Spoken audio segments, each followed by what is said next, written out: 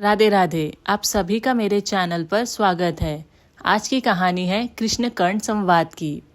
जब कर्ण ने श्री कृष्ण से पूछा मेरा क्या दोष था। कर्ण ने कृष्ण से पूछा, मेरा जन्म होते ही मेरी माँ ने मुझे त्याग दिया, क्या अवैध संतान होना मेरा दोष था। द्रोणाचार्य ने मुझे सिखाया नहीं क्योंकि मैं क्षत्रिय पुत्र नहीं था। परशुराम जी ने मुझे सिखाया तो सही, परंतु श्राप दे दिया कि जिस वक्त मुझे उस विद्या की सर्वाधिक आवश्यकता होगी मैं उसे भूल जाऊंगा, क्योंकि उनके अनुसार मैं क्षत्रिय नहीं था।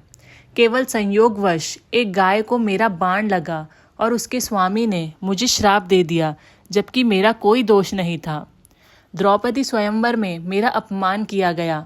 माता कुंती ने मुझे आखिर में मेरा जन्म रहस्य बताया भी तो अपने अन्य बेटों को बचाने के लिए। जो भी मुझे प्राप्त हुआ है दुर्योधन से ही हुआ है, तो अगर मैं उसकी तरफ से लड़ूं तो मैं गलत कहाँ हूँ। कृष्ण ने उत्तर दिया, कर्ण, मेरा जन्म कारागार में हुआ। जन्म से पहले ही मृत्यु मेरी प्रतीक्षा में घात लगाई थी। जिस रात मेरा जन्म हुआ उसी रात माता पिता से दूर किया गया। तुम्हारा बचपन खड़ग, रथ, घोड़े, धनुष और बाण के बीच उनकी ध्वनि सुनते बीता। मुझे ग्वालों की गौशाला मिली, गोबर मिला और खड़ा होकर चल भी पाया उसके पहले ही कई प्राणघातक हमले झेलने पड़े। कोई सेना नहीं, कोई शिक्षा नहीं, लोगों से ताने ही मिले कि उनकी समस्याओं का कारण मैं हूँ।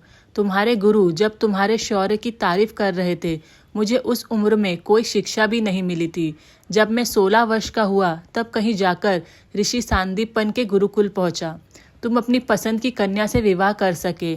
जिस कन्या से मैंने प्रेम किया वो मुझे नहीं मिली और उनसे विवाह करने पड़े जिन्हें मेरी चाहत थी या जिनको मैंने राक्षसों से बचाया था। मेरे पूरे समाज को यमुना के किनारे से हटाकर एक दूर समुद्र के किनारे बसाना पड़ा, उन्हें जरासंध से बचाने के लिए। रण से पलायन के कारण मुझे भीरू भी कहा गया। अगर दुर्योधन युद्ध जीतता है तो तुम्हें बहुत श्रेय मिलेगा। धर्मराज अगर जीतता है तो मुझे क्या मिलेगा। मुझे केवल युद्ध और युद्ध से निर्माण हुई समस्याओं के लिए दोष दिया जाएगा। एक बात का स्मरण रहे कर्ण, हर किसी को जिंदगी चुनौतियां देती है। जिंदगी किसी के भी साथ न्याय नहीं करती। दुर्योधन ने अन्याय का सामना किया है तो युधिष्ठिर ने भी अन्याय भुगता है। लेकिन सत्य धर्म क्या है ये तुम जानते हो। कोई बात नहीं, अगर कितनी भी अपमान हो, जो हमारा अधिकार है वो हमें ना मिल पाए। महत्व इस बात का है कि तुम उस समय उस संकट का सामना कैसे करते हो।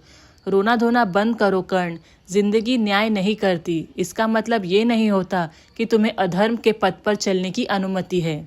तो ये थी कृष्ण कर्ण संवाद की कहानी। अगर आपको आज की कहानी अच्छी लगी हो तो प्लीज़ मेरे चैनल को सब्सक्राइब करें। Thank you. राधे राधे।